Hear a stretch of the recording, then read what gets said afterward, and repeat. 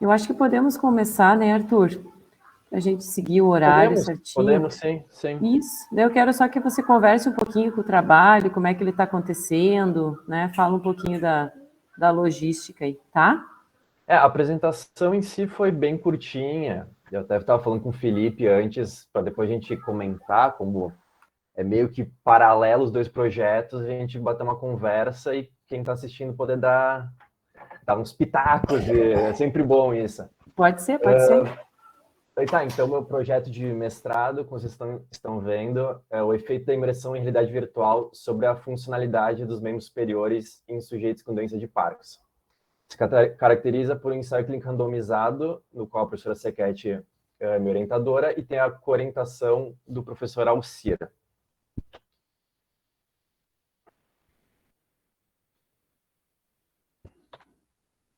Passou aí? Passou. Tá. Introduzindo um pouco sobre a patologia de Parkinson, resumidamente, uma desordem neurológica associada principalmente, mas não só, aos neurônios dopaminérgicos e à formação de corpos de Levy na substância negra na parte compacta.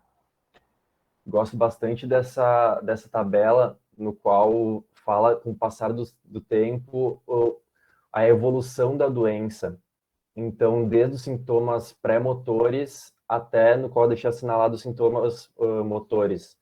No caso, a tríade parkinsoniana, que é a bradicinesia, o rigidez e o tremor.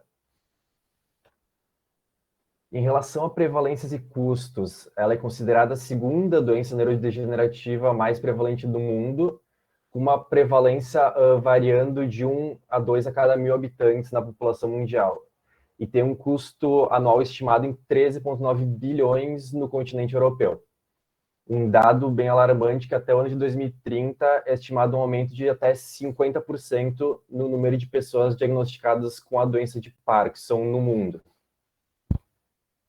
E entrando mais na parte no qual o nosso trabalho se envolve, que é nas disfunções dos membros superiores que a doença causa, eu trouxe 6 fatores no qual o Parkinson impacta diretamente. No tremor de repouso, na micrografia, na hipocinesia, numa amplitude menor dos movimentos, também com uma bradicinesia no movimento mais lentificado do membro. Pode também ter rigidez articular e um déficit na destreza manual do indivíduo acometido com a doença de Parkinson.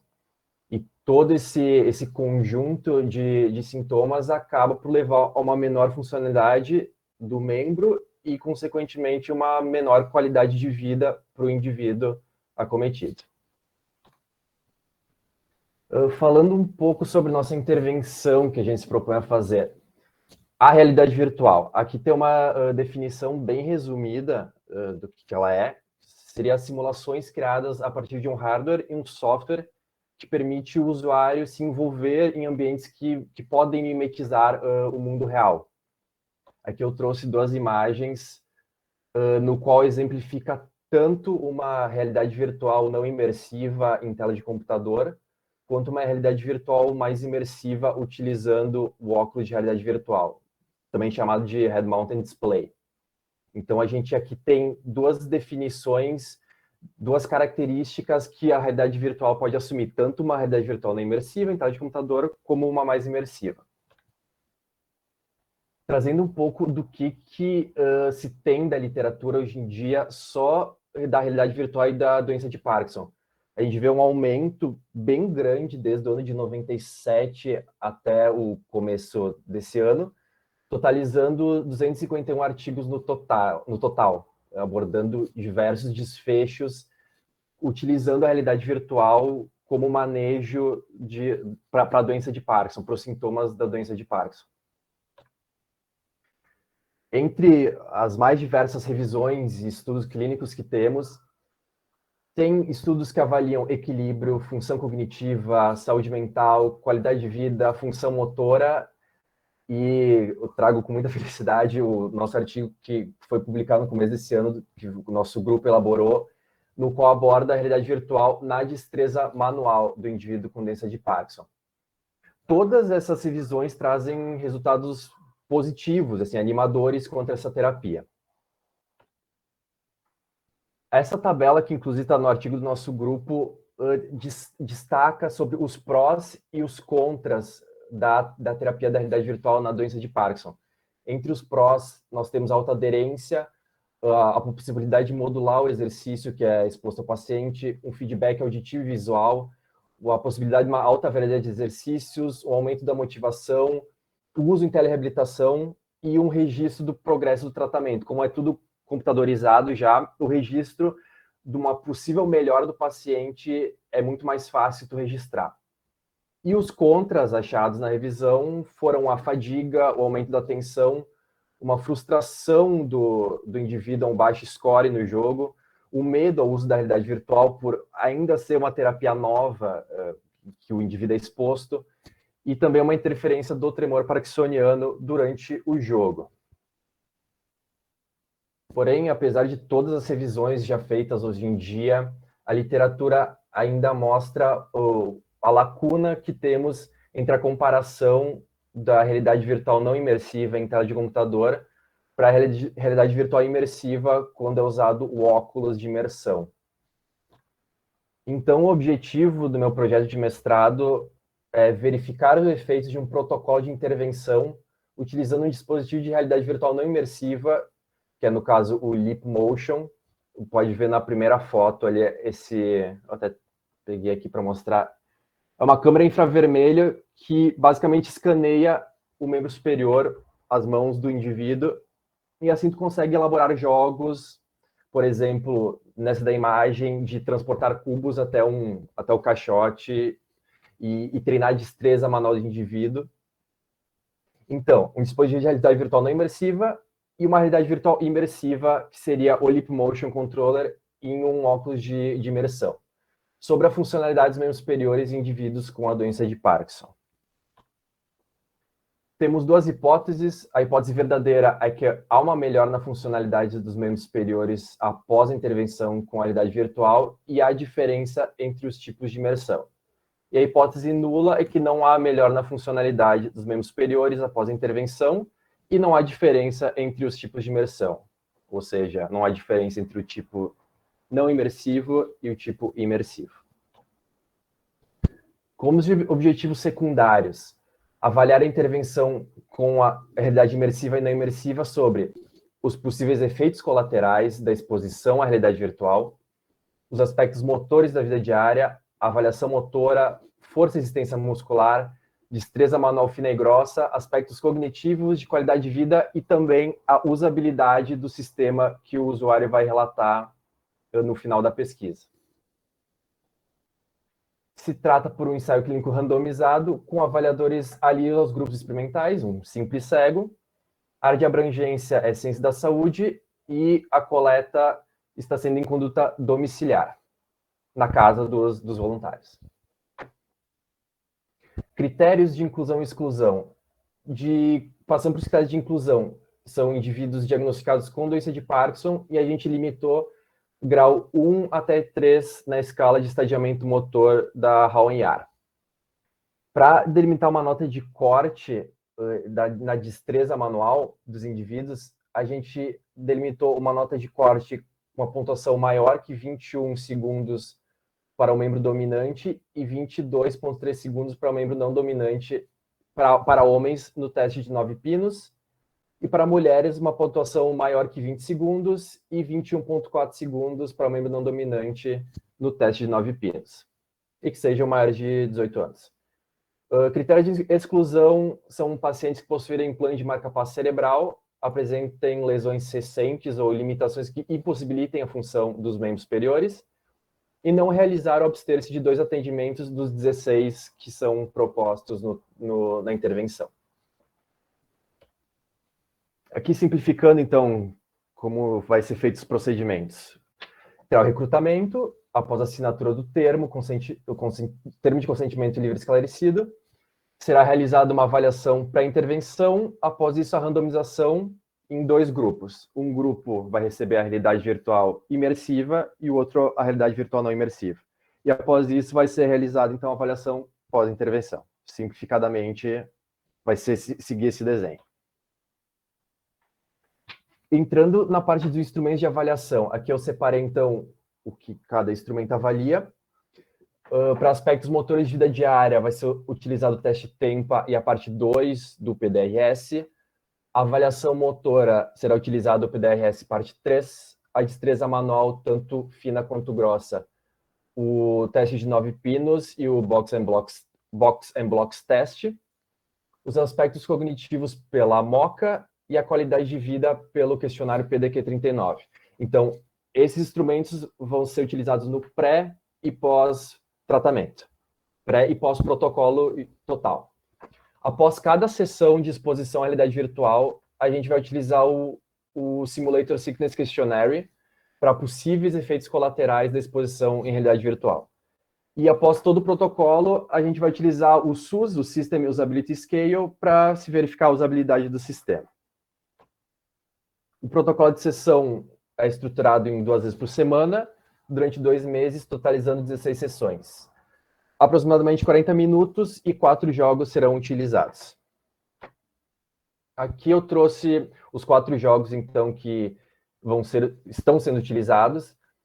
Todos esses jogos são gratuitos, podem ser encontrados na internet, não foram projetados especificamente para um paciente, para um sujeito com doença de Parkinson, mas a gente pode tirar o que esses jogos trabalham com o indivíduo. Por exemplo, o primeiro jogo, Playground, que trabalha principalmente a destreza manual fina e a destreza manual grossa, esse movimento de pinça. O jogo Tact é um jogo que trabalha muito o ritmo da pessoa.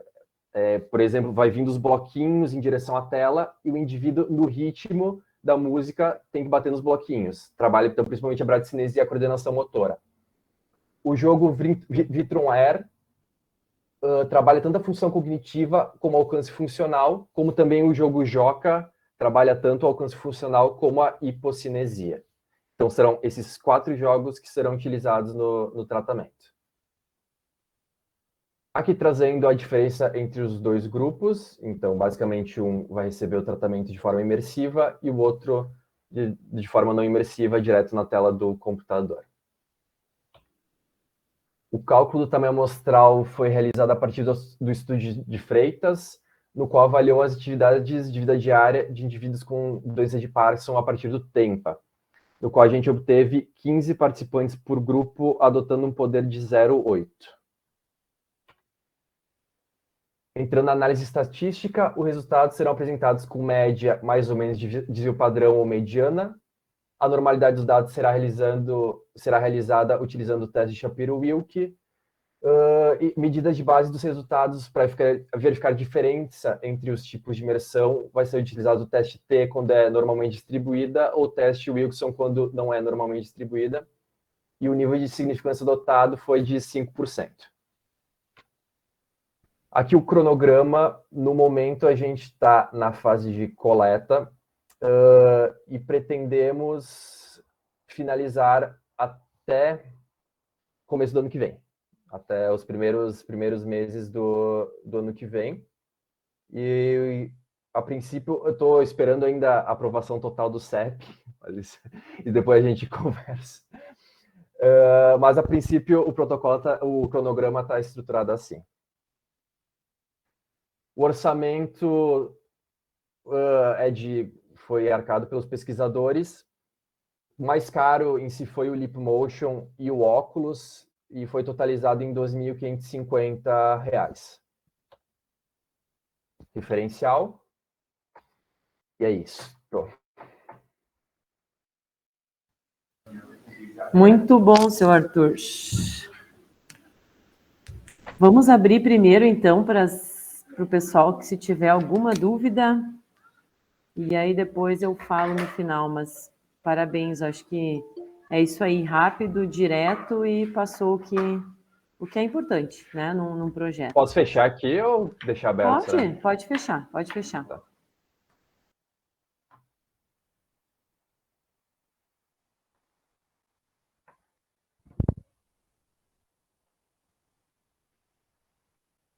Alguém quer falar alguma coisa? Alguém quer perguntar alguma coisa?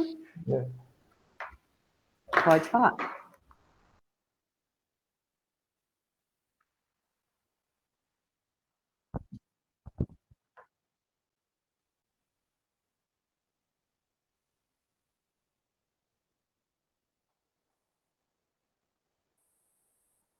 A gente agora, ela tá no comecinho das coletas, né? Mas o que eu pude ver até agora, que eu já esperava que aconteceria, gente mais nova tem maior facilidade, consegue pegar muito mais rápido, enquanto indivíduos com mais idade, assim, ó, o negócio é mais passinhos até tu conseguir a adaptação. Gente mais nova, assim, em questão de três sessões, tu só liga o computador e pronto, e vai. Gente mais velha, assim, precisa de mais atenção. Mas a aderência está sendo boa. A aderência está sendo boa. Como é que tá o Adriano, Arthur? Tá voando. Melhorou muito só nos jogos. Eu imagino. Ele adora essas coisas. Adorando, adorando, adorando. Legal, legal. Ô, Arthur, falando disso dos jogos, né? Eu fiquei em dúvida, eles têm um nível, tipo, fácil, moderado, tem uma, tipo, entendeu o que eu quis dizer? Sim, até assim, no começo, antes de começar as coletas, eu nem botei nada assim de progressão, não tinha pensado em questão de como nós ia progredir no tratamento. Mas uma coisa realizando as coletas, tu percebe que, sim, a maioria dos jogos tem níveis. Tem níveis, ou, por exemplo, tu consegue comparar a pontuação por tempo, então, um tempo mais rápido, melhor pontuação. E assim, tu precisa motivar o paciente nisso. Se tu chegar e não, olha, sessão passada tu fez essa pontuação, vamos tentar bater, é outra coisa. É outra coisa. Tu tendo esse parâmetro de pontuação, a motivação muda, assim, bastante, bastante. Porque eu tinha pensado mais no caso assim, se o sujeito tá com muita dificuldade, tu vai selecionar o nível mais fácil. Isso Sim.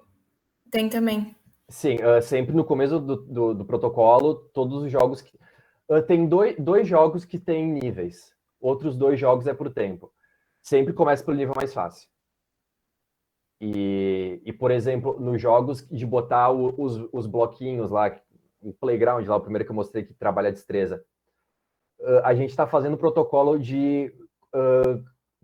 são 4 robozinhos, assim, e tem que pegar os bloquinhos e botar, tipo, encaixar nos robozinhos. 4 bloquinhos, colocar e depois tirar e registra o tempo. Tem gente que consegue, tipo, fez em 3 minutos e meio, vamos tentar reduzir esse tempo. E tem indivíduos que, vamos tentar colocar nos robozinhos, vamos tentar botar nos 4 dessa vez, sabe? Então, tu tem que ir manejando conforme o indivíduo. O bom é que tu vai ter tudo registrado para depois, né, conseguir comparar. Isso. Arthur, tu não chegou a falar na tua apresentação, ou eu não peguei o teu desfecho principal, né? Pois é, eu tava vendo isso antes de entrar aqui na sala, parece que não ficou muito explícito o desfecho principal, que é o TEMPA, né? Isso. Eu meio que misturei com os objetivos secundários. Isso, só cuida para deixar o desfecho sempre bem definido. Destacado, sim. Isso. Deixa eu só te perguntar uma outra coisa. A gente não especificou follow-up? Especificou follow-up. Sim. Felipe, a gente vai fazer no teu follow-up? Vamos, né? Tem também, né? Tem também. Senti falta disso aí, tá? Essas duas coisas que eu queria te dizer. 1 mês depois, prof. 1 mês depois, né? Tá. Tem o follow-up. Eu esqueci. Eu tô tão focado agora na coleta da terapia que eu esqueci o depois, sabe? Totalmente. Não tem problema, não tem problema. Só para deixar assim, quando tu colocou o desenho ali, eu pensei, meu Deus, mas será que a gente esqueceu do follow-up? Não pode, né? Pensei comigo. Mas no projeto tá, né? Tá. No projeto tá o follow-up de 1 mês após. Tá, beleza. Eram essas duas coisas que eu fiquei em dúvida quando tu apresentou. Katine, quer falar alguma coisa?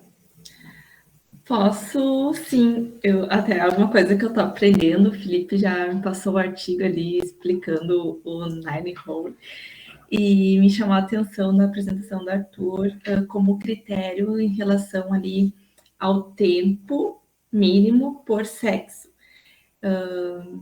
E tem no próprio artigo uma tabela que não que compare, mas que tem um tempo estimado em relação ao estágio da doença de Parkinson. Tu não acharia talvez mais interessante, até porque não sei o quanto, talvez tu não vai comparar, né, se teve alguma coisa em relação a sexo ou até a idade, já que tu também está percebendo agora na prática que quem é mais velho está tendo mais dificuldade que quem é mais novo, então talvez não seria interessante fazer essa possibilidade de alteração assim, em relação não ao sexo, mas em relação ao estágio também da doença. Ao estadiamento, eu até vou dar uma olhada nesse artigo depois de novamente.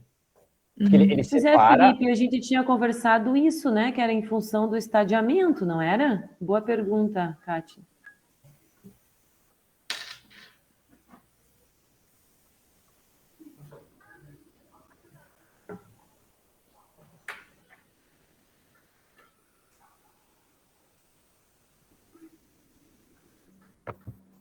Oi, deu.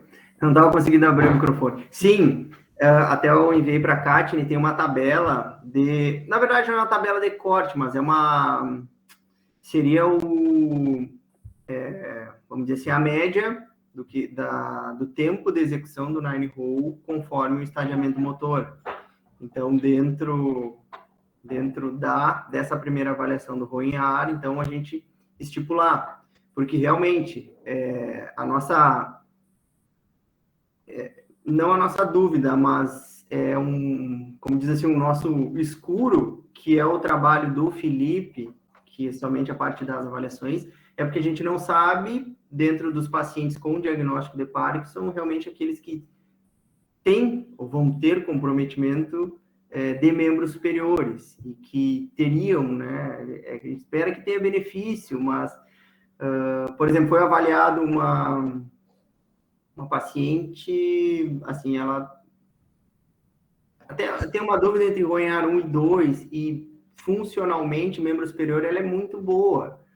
Talvez depois fazendo essa análise nem, quer dizer, até pode entrar para protocolo, mas não sei se entra no nosso objetivo. Porque o ROIAR, ele é muito mais, ele avalia outra coisa no caso, né? Ele é um estadiamento não voltado para membro superior, tem isso também, né? Então, o teste que a gente faz é de equilíbrio para diferenciar um... Então, às vezes ele pode estar muito ruim no equilíbrio e o membro superior está bem, entendeu? Também tem isso aí, também tem esse ponto, tem que ser levado em conta, verdade? Por isso que vocês optaram por isso, então, sendo homens e mulheres, por esse ponto de corte.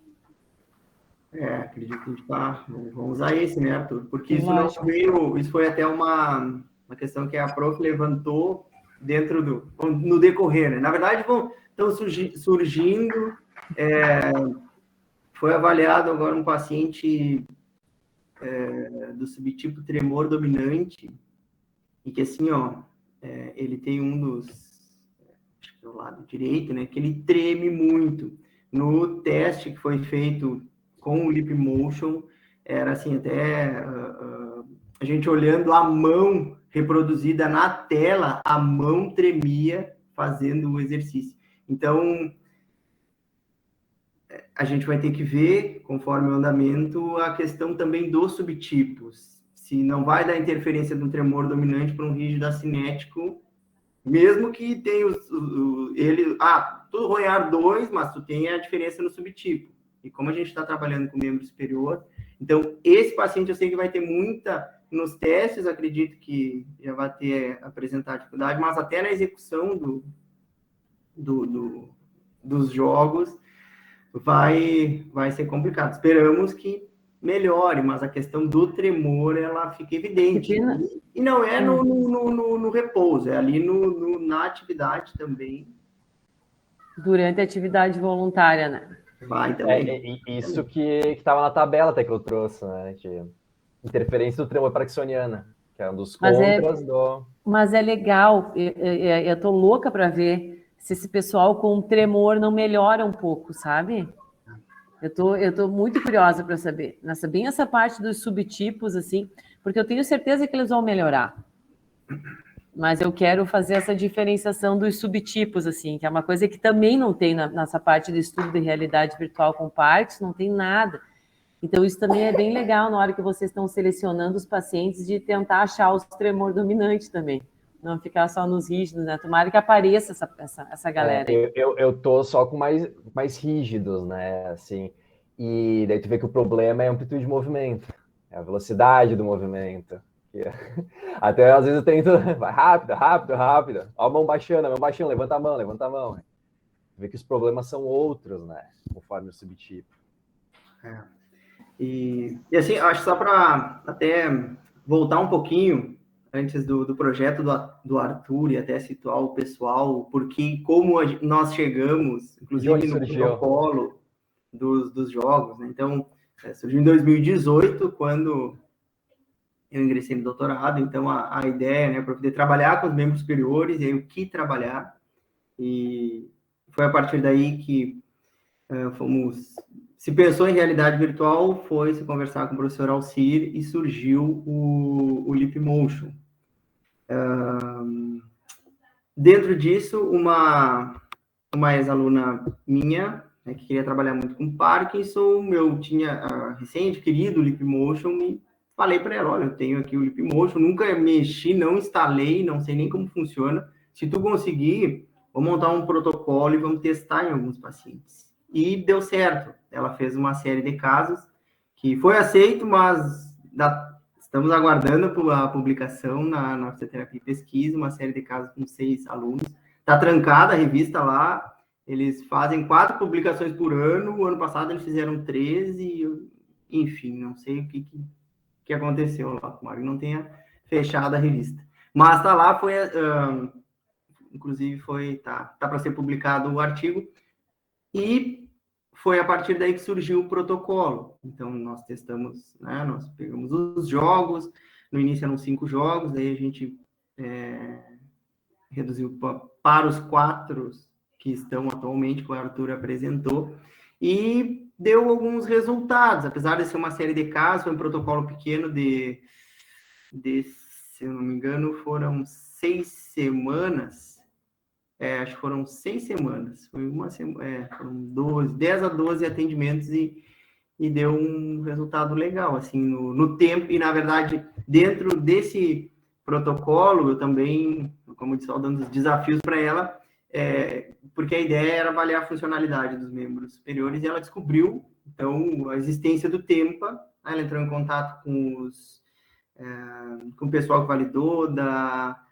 UDESC, e elas também prontamente enviaram uma cópia do manual, aí ela, com o manual, ela levou no marceneiro para produzir a caixa, enfim, aí foi se criando, né, todo o trabalho, e agora a gente conseguiu, como diz assim, fechar ele e tocar adiante. O meu trabalho é o mesmo do Arthur, só que a diferença é que a gente pensou em fisioterapia convencional, como um outro grupo. O Arthur, ele está com o Leapmotion, na verdade, em 2 ambientes, né, Arthur? A semi-imersiva e imersiva. O meu é a semi e jogos convencionais. A gente até fez uns protótipos, agora a gente pensou dentro desses protótipos de pegar jogos que existem, até para facilitar para os terapeutas, para os pacientes adquirirem esses jogos, né? Não adianta a gente criar, a não ser que a gente patenteie esses jogos, né? E tem que ficar rico aí vendendo o joguinho dele. Quem sabe, né, Bruno? Também a gente não pensa nessas coisas, né? Mas tá indo para frente, e é bem isso, a gente vai descobrindo coisas conforme o andamento também, e às vezes, se necessário, precisa até mudar algumas coisas. Vamos ver, eu estou um pouquinho preocupado com esses subtipos, assim, como é que vai ser, se a gente conseguir só um tremor dominante, assim, para separar em grupos, não sei. Mas também pode ser um outro estudo, né? De outros colegas. Aí vai se abrindo possibilidades. Porque depois que a gente tiver, a gente vê, né, Felipe? Você coloca tudo no mesmo saco, como a maioria dos artigos colocam, ou se a gente faz essa diferenciação, aí vai uma boa estatística, né? Mas só para o pessoal entender, a gente está com 3 trabalhos, então, em função disso, assim. O doutorado do Felipe, o mestrado do Arthur e o trabalho de conclusão de curso de graduação do outro Felipe.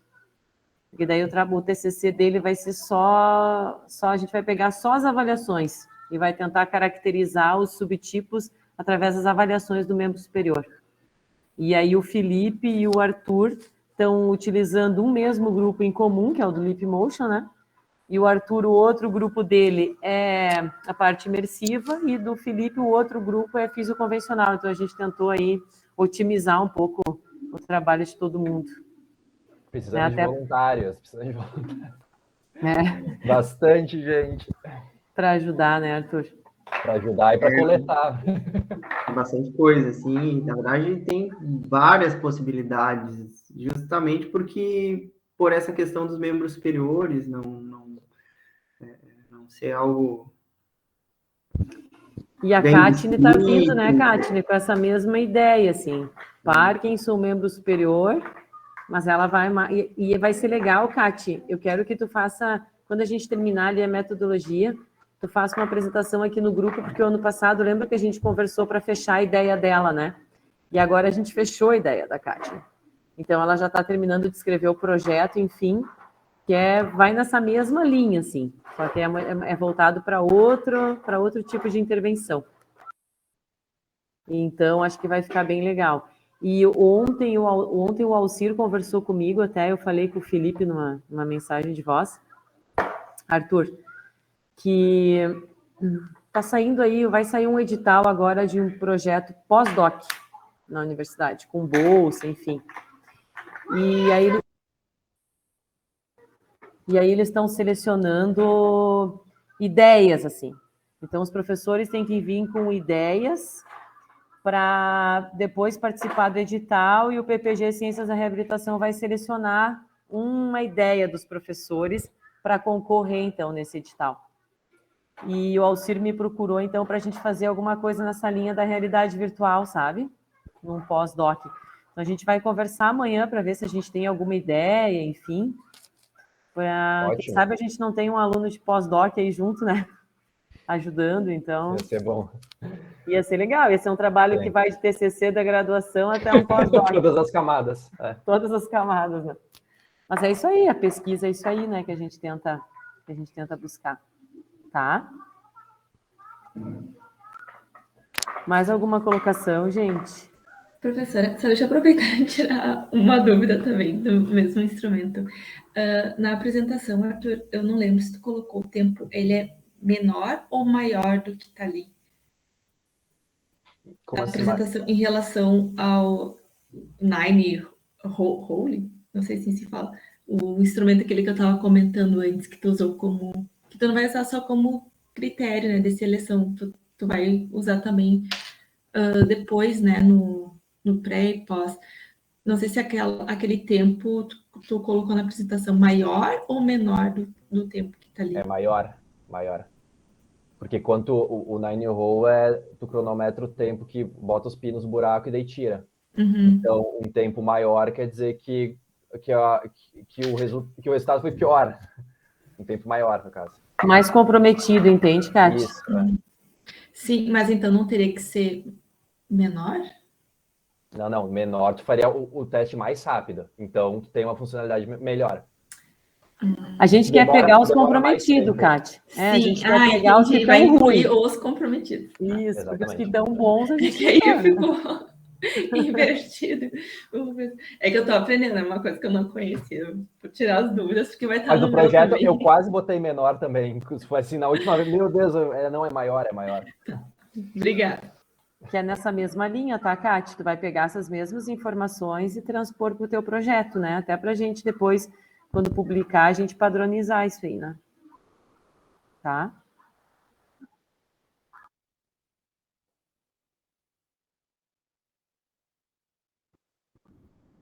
Prof, até eu ia te mandar ontem, desculpa, Gustavo, mas é justamente para alguém apresentar os testes. Tempa, Boxing Block, Nine Hope, a gente ficar falando aqui, e eu acho que é bacana, assim, ter uma pessoa para fazer uma apresentação. Eu ia dar ideia de estudo, ia ter mandar e esqueci. Eu tenho que mandar os áudios. Mas era isso aí porque o Gustavo tá falando. De repente fazer todos os testes aí que a gente utiliza.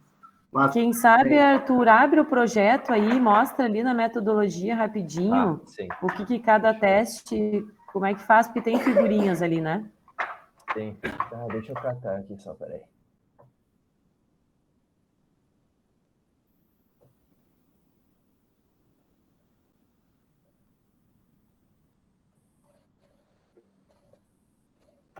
Isso é uma coisa que realmente a gente peca, né? Porque como para a gente está batido, e às vezes, como a gente tem alunos... Não, mas nem por ser da graduação, Gustavo. Tem outros alunos aqui que estão mestrado, doutorado, e que não estão nesse assunto e que não dominam, né? E aí a gente fica falando dos instrumentos de avaliação como se todo mundo fosse familiar a eles. Deixa eu compartilhar aqui de novo.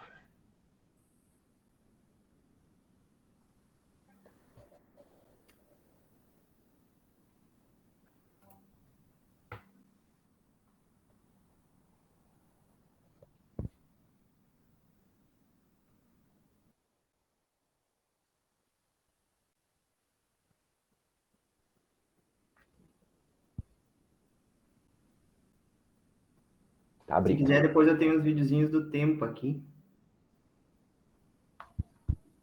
Posso passar para...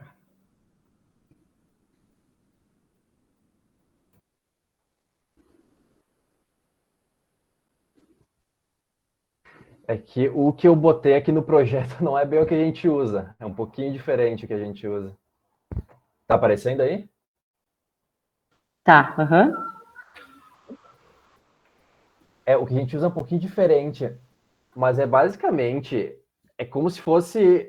Tem um tabuleiro com 9 buracos e 9 pinos. E daí o indivíduo ele tira os pinos e coloca nos 9 buracos, botou nos 9 buracos, tira um por um todos os pinos e cronometra o tempo. É basicamente isso. Daí tem o da Box and Blocks, que é mais destreza manual grossa. E daí tem vários blocos e vai botando de um lado para o outro e cronometra... Quanto tempo é agora? 2 minutos? 1 minuto? 1 minuto. Então, é a quantidade máxima de blocos transportados de um lado para o outro em 1 minuto. É a pontuação daí. São testes super simples, super fáceis de fazer, e que não é só para Parkinson, né? Mas a maioria é o mais utilizado para Parkinson. Tem o Tempa também, que daí é várias atividades de vida diária, por exemplo, abrir um pote, tirar uma colher cheia de café, destrancar uma fechadura, pegar e abrir um recipiente contendo pílulas. Daí tem essa montagem. Até o Felipe, marceneiro, fez, ficou bem legal. Daí tu consegue fazer tudo aqui. Tem a fechadura ali, aqui em cima para botar moedas, todos os instrumentos. É bem funcional, gostei bastante desse tempo. É bem objetivo.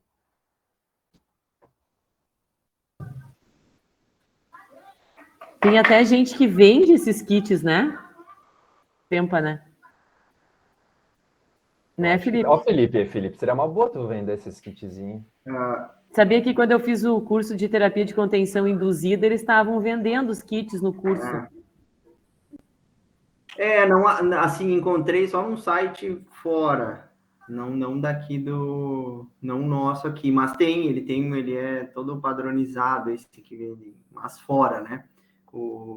Esses outros também, se bem que eu achei os moldes para confeccionar o Boxing Block, só que o problema é achar os cubinhos, mas dá bem para fazer também, se quiser, né? Na verdade, eu comprei a caixa, mas dá para fazer Boxing Block. Então, são bem tranquilos, assim, bem... e muito utilizado o Tempa. Ele tem essa... Na verdade, o Tempa ele é mais complicado a pontuação dele, porque tu tem uma avaliação quantitativa, que é o tempo de execução, e tu tem também uma pontuação qualitativa, que é baseada em 3 ou 4 domínios, amplitude, velocidade não quant, mas a velocidade que tu, né, observa da pessoa realizando. Daí, esse é o trabalho maior, mas aí, o fazer o teste é bem simples, bem tranquilo do paciente fazer. Tanto que o tempo tu grava ele, né? Tu grava e depois tu analisa, tu não analisa na hora. Tu tem que ver a gravação no final. Exatamente. Legal aquilo que tu achou, Felipe, que tu colocou no grupo ali das diretrizes. Eu não consegui abrir para ver, mas eles chamam de hidroterapia? Ou Termo em inglês, né? Sim, sim. Hidroterapia. O que acontece? Vem essa diretriz, né? Vem patinando aí desde... Na verdade, ela é de 2014, a publicação, só que os estudos, eles vinham até 2012. E depois eles, né, foi feita toda a meta-análise, enfim. E todo semestre eu dou uma olhadinha, dou uma pesquisada, acho que até eu deixei... E estava dando uma olhada hoje, até para questão de aula, montando, e encontrei. Só que aquilo, vem aparecendo, e eu vi que os autores, né, tem alguns que são os mesmos da diretriz, e lá no resumo, eu acho, na introdução, no resumo meio baseado na diretriz, na última, de 2014, então o que eles fizeram? Eles reformularam, então os mesmos estudos entraram, porque eles fizeram toda uma análise, só que eles acrescentaram mais modalidades,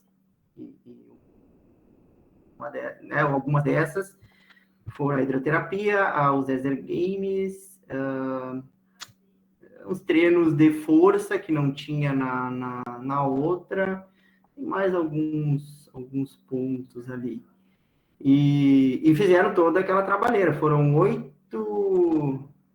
7 mil estudos, que desses 7 mil eles, né, separaram tudo e ficaram 190, parece, com 8 mil participantes. E aí, estratificaram e fizeram meta-análise por meta-análise. E bom, assim, só o que parece que não deu, pelos estudos, não deu, assim, diferença significativa lá nos tratamentos foram as atividades com, se eu não me engano, com dupla tarefa. Né? Com dupla tarefa. Com dupla tarefa, mas também, eu acho, não sei se pelos desfechos, eu não estou com ele aqui, mas é que eles pegam desfecho assim de marcha, equilíbrio, meu superior não tem nada, né? Marcha, equilíbrio, comprimento, né? Velocidade velocidade da caminhada, comprimento de passo, pega sempre aqueles mesmos parâmetros ali. Mas parece que é um dos que não deram. Mas bom, porque de certa forma atualizaram. Legal, não, legal. Fiquei feliz pela fisioaquática também. Para equilíbrio da, assim, evidência. Eles dão 4 tipos de evidência, né? A forte, a fraca, eles vão diminuindo, mas deu evidência positiva para equilíbrio a hidroterapia. Eu não li todo ainda, fiquei na metade. Mas bem bom que algo novo aí. E aí, gente, mais alguma questão que queiram perguntar? Eu fiquei com uma curiosidade, assim, um pouco do projeto, Arthur. Talvez eu não tenha apego, assim, em relação à metodologia, mas tu estava falando que algumas pessoas, até pela idade, vão ter um pouco, inicialmente, tem um pouco mais de dificuldade, né, em relação a essa tecnologia.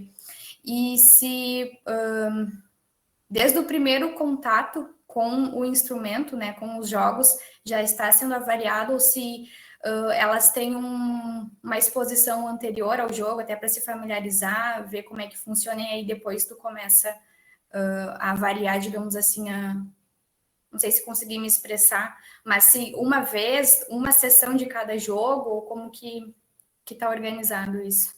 A primeira sessão, ela já está contabilizada nas 16. A primeira sessão, ela é um pouquinho mais... até um pouquinho mais prolongada, porque tu mostra, daí tu mostra para a pessoa, depois a pessoa faz, mas desde a primeira sessão a gente bota todos os jogos. Tá. Todos os jogos. Tu se refere a uma familiarização, Nathalie, isso? do jogo. Não, eu fiquei pensando assim, bom, se algumas pessoas, talvez pela idade, elas têm uma facilidade para pegar, né, a dinâmica do jogo, fiquei pensando assim, se antes de tu começar a fazer essa... Me faltou a palavra, assim, mas quero dizer, bom, todas as pessoas tiveram uma sessão ou duas para poderem compreender como de fato funciona, e aí depois sim começa a avaliar, não sei Sim. se... Não entendi, mas não. Já a gente vai, as 16 sessões já está contada desde a primeira exposição. A gente não faz nenhuma adaptação antes. É logo a primeira e depois segue. Espero que não dê problema isso no futuro, por enquanto. É isso que eu fiquei pensando, porque talvez uma das questões seja isso. Algumas pessoas vão ter uma facilidade que talvez não seja só pelo Parkinson, né? Mas porque elas já tiveram algumas experiências com esse tipo de tecnologia antes. Não sei. Eu acho que Pensando nisso. tinha até nos critérios de exclusão isso, antes de eu mandar para o CIR, Fernanda, a exclusão de quem não se adaptar aos jogos, mas daí nós acabamos por tirar. Tenho quase certeza que tinha, acho que foi ele que falou alguma coisa sobre isso e daí a gente tirou isso. Eu estava pensando até no Moca, se a gente tinha colocado alguma coisa, um ponto forte aí na avaliação cognitiva para as questões dos jogos, né? Então, a gente aplica o Moca, mas a gente não fez isso, né? Moca abaixo de, sei lá, 20, né? Já nem vai jogar porque... Quando eu apresentei essa apresentação há umas 3 semanas atrás no grupo do Auxílio, eles falaram a mesma coisa do Moca, que de botar nota de corte no Moca. Ou a gente podia usar, a Kate colocou o Minimental como ponto de corte no trabalho dela. E usou o Moca para pré e pós, entendeu? E o Minimental como ponto de corte, né, Kate? Sim. Eu não lembro se o Moca tem dentro do próprio instrumento o mini exame do estado mental? Não, são diferentes. São diferentes. São porque tem um outro instrumento que é uma bateria de avaliação cognitiva que tem o mini exame do estado mental dentro dele, que é interessante também. Mas eu acho que são duas coisas diferentes que a gente está falando, tá? Uma coisa é ver se o paciente tem dificuldade de compreensão, né? Uma doença, assim. A outra coisa é questão de familiarização, de dificuldade. Então, acho que são duas coisas diferentes aí. Essa parte da familiarização, até eu entendo, Nathalie, que tu fala, mas às vezes a pessoa mais velha, que tem mais dificuldade, não é você familiarizando um dia que isso vai desaparecer, sabe? Tem gente que vai ter essa dificuldade, que vai ter que treinar uns 3, 4 meses para depois ali. A gente sabe disso, a gente vê pelos nossos pais, enfim, né? Então, eu não sei se uma sessão só acabaria com isso, assim, essa parte da familiarização. Sim. A gente vê em alguns artigos isso, assim, foi apresentado os jogos, uma sessão foi só de apresentação, depois é que começou realmente a contar. Mas não sei até que ponto que isso, né, que isso acaba Sim. com... Mas é bem colocado, tá? Tem projetos... Me remeteu, assim, se no protocolo em si teria essa primeira sessão, digamos assim, ou se não, se desde a primeira já estaria sendo avaliado. A gente acabou não colocando. Felipe, no teu não tem esse critério de inclusão de risco de demência aí através do Minimento? A gente não colocou como ponto de corte no teu?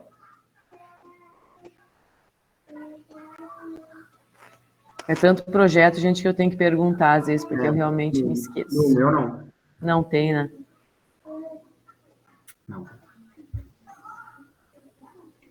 Não entrou. Eu não sei se a gente não teria que incluir, tá? Já que a gente está começando, galera. Esses primeiros aí, a gente sabe, o Adriano não tem, né? Então, assim, eu não sei se não seria da gente incluir. Kátia, qualquer coisa, tu passa para os guris ali, porque a Kátia já fez a descrição do critério ali, com as pontuações para escolaridade, até linkando com a escolaridade do paciente, né? Que isso é uma coisa também bem importante. Quem sabe a gente inclui, tá, gente? Porque eu acho que isso aí sim, vão pedir certo. Bem colocado.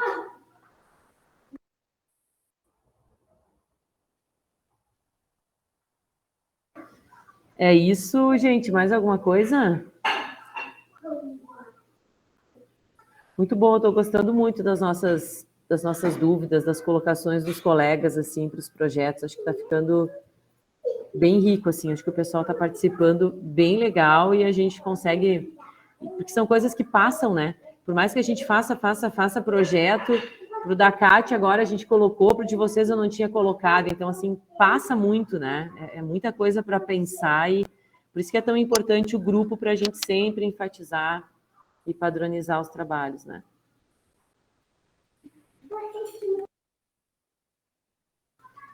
Mais alguma coisa, gente, que queiram falar ou perguntar?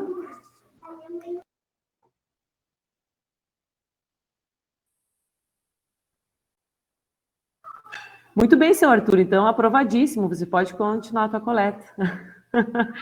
Só inclui. Que bom, né? Imagina se a gente tivesse falado, não, para e recomeça tudo de novo. Muda tudo. Muda tudo. Não, mas acho que vai ficar bem legal. A gente vai ter muito dado aí para analisar, gente, no final. Vai dar muitos filhinhos aí. Mas nada do CEP? Responder. Não, eu olhei segunda-feira e ainda estava em apreciação, tá? Eles devem ter agora no início do mês a primeira reunião e depois vem. É sempre assim, é mensal, né? Às vezes tem alguns avaliadores que tu manda no outro dia, eles já respondem, mas é raro. As pessoas acabam se organizando sempre para essa avaliação mensal, assim. Ok. Mas nada ainda. Mas eu tenho era só um detalhe, né, Arthur? O projeto do Arthur foi aprovado já, eles só pediram para incluir o folder de divulgação ali. A gente incluiu o folder e está esperando resposta. Por isso que eles já começaram, porque o resto já estava tudo certo. Tá? Então tá, galera. Acho que era isso. Muito bom. Cati, eu acho que tu te prepara para as próximas 2 semanas tu fazer a abordagem do teu, para a gente seguir a linha de raciocínio, tá? Da doença de Parkinson, membro superior. Acho que dá para a gente fazer um fechamento.